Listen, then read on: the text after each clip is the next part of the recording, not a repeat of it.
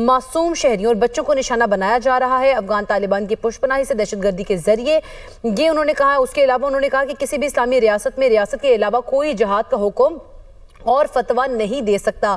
بڑا اہم اور جامع خطاب کیا گیا چیف آف آرمی اسٹاف اور chief of defence forces field marshal Asim Munir کی جانب سے قومی علماء مشائخ کانفرنس سے، اور کانفرنس کا انعقاد 10 دسمبر 2025 کو اسلام آباد میں ہوا تھا۔ اس میں ملک بھر سے تمام مکاتب فکر کے علماء اور مشائخ نے بھرپور شرکت کی تھی۔ فیلڈ مارشل نے ملک کو درپیش چیلنجز، دہشت گردی، قومی سلامتی کے امور، اقوام عالم میں پاکستان کے ابھرتے کردار، جنگی تیاریوں اور علم کی اہمیت پر مفصل گفتگو کی ہے۔ فیلڈ مارشل نے قرآن کریم کی آیات اور اشعار کا حوالہ بھی دیا۔ اس کے ساتھ پاکستان کے بارے میں انہوں نے اپنا واضح نقطہ نظر پیش کیا۔ اللہ تعالیٰ نے اسلامی ممالک میں سے محافظین حرمین کا شرف پاکستان کو عطا کیا ہے، ایسا کہنا تھا چیف آف ڈیفنس فورسز اور chief of army staff Syed Asim Munir کا۔ اور انہوں نے کہا کہ ریاست طیبہ اور ریاست پاکستان کا قیام کلمہ طیبہ کی بنیاد پر رمضان کے بابرکت مہینے میں ہوا تھا۔